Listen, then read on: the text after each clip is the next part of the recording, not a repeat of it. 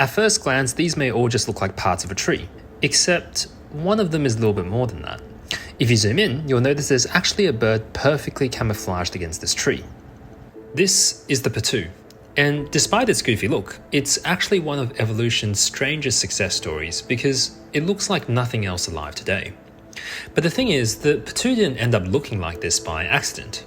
In fact, everything about its bizarre appearance is the result of a survival strategy so effective that it hasn't needed to change in millions of years. So why did evolution turn this bird into something that looks more like a broken tree branch than an actual animal? How does something this still and unassuming by day become a highly efficient hunter at night? And how has this bizarre design survived for millions of years when so many others vanished?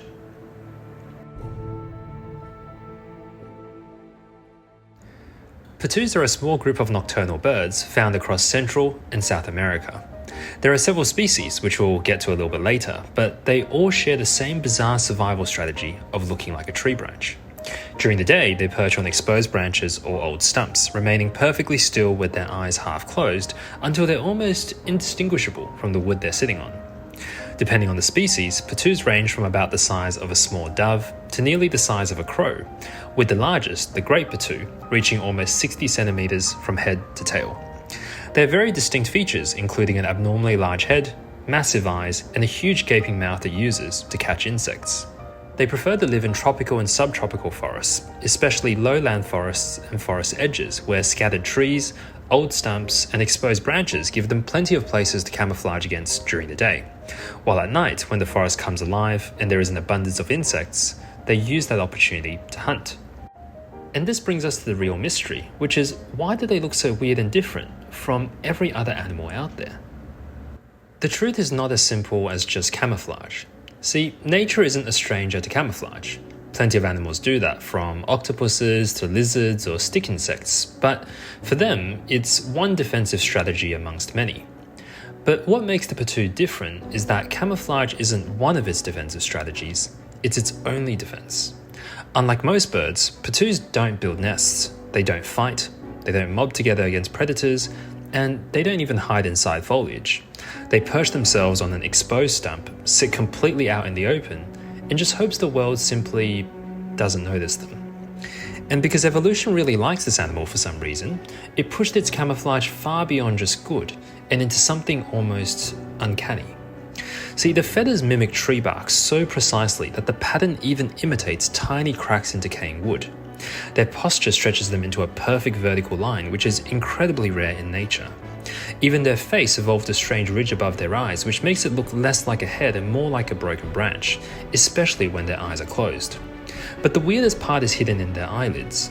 If you look closely, you'll notice tiny slits in their upper eyelids, these openings that let filtered light in even when their eyes are closed, almost like a skylight, meaning it can watch for predators while staying perfectly disguised. But here's where things get really interesting, because the moment night falls, the potoo becomes a completely different animal, a highly specialized nocturnal hunter. The secret begins with its eyes. Potoos have some of the proportionally largest eyes of any nocturnal bird their size, and in their retina, it's packed with a high density of rod cells, which allow them to see in black and white, giving them excellent motion detection under extremely low light. In fact, potoos have been reported to spot insects under light levels where most birds are effectively blind. And then there's the mouth. A potoo doesn't bite its prey, it engulfs them whole. It opens its bill into a huge frog-like gape, and it's surrounded by short rictal bristles that act like a funnel for guiding prey towards its mouth. When an insect flies past, the potoo suddenly launches from its perch, opens its enormous mouth, and snaps it up in one clean motion, almost a bit like a flying Venus flytrap.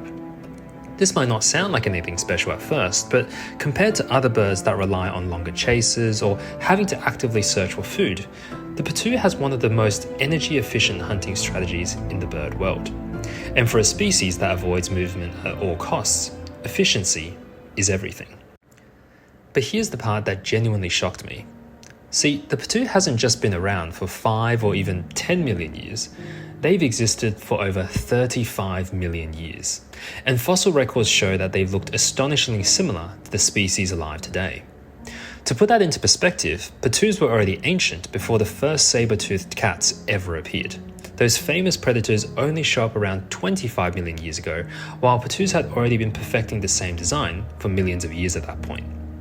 But their story stretches back even further, as fossils of potoo-like ancestors from the Eocene era, nearly 50 million years ago, show the same basic blueprint: huge eyes, a wide gaping mouth, and a body built for stillness and night hunting.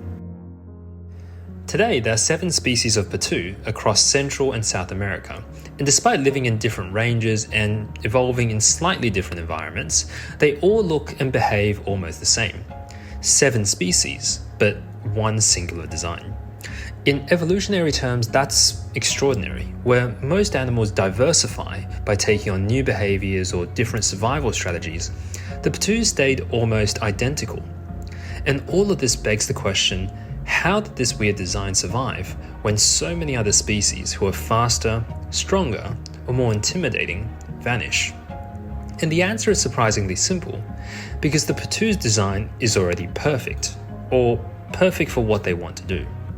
For millions of years, South and Central America's forests offered the exact environment potoos needed: tall broken branches, predictable insect activity at night, and dense enough vegetation for effective camouflage. And the potoo doesn't compete by being fast or strong or smart. I mean, it's definitely not smart. It survived by getting really good at one thing: doing nothing. And against all odds, it worked. That's why the 7 potoo species today all look nearly identical. Evolution didn't need to reinvent the design because every species found success using the same blueprint: almost perfect bark pattern camouflage, huge eyes, and a highly efficient hunting strategy. And they don't even build nests. They simply lay a single egg in gaps that they find in random stumps, and then they just sit on it, letting their body camouflage both themselves and the egg at the same time. And even their chicks learn this from day one. You stay still during the day, you eat at night, and you repeat. No dancing around to attract a mate, no building nests, and no friends. And somehow, this simple strategy has outlasted ice ages, climate shifts, and entire lineages of predators and animals that came and went. The more I learned about the potoo, the more it felt like a reminder that survival isn't always about being the fastest or smartest.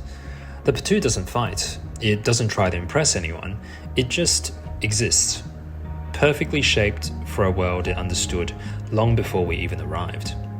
And maybe there's something magical about that. In a world that keeps urging us to do more and keep changing, the potoo is a quiet reminder that sometimes the rarest strength is finding your own pace and not being afraid to stay there.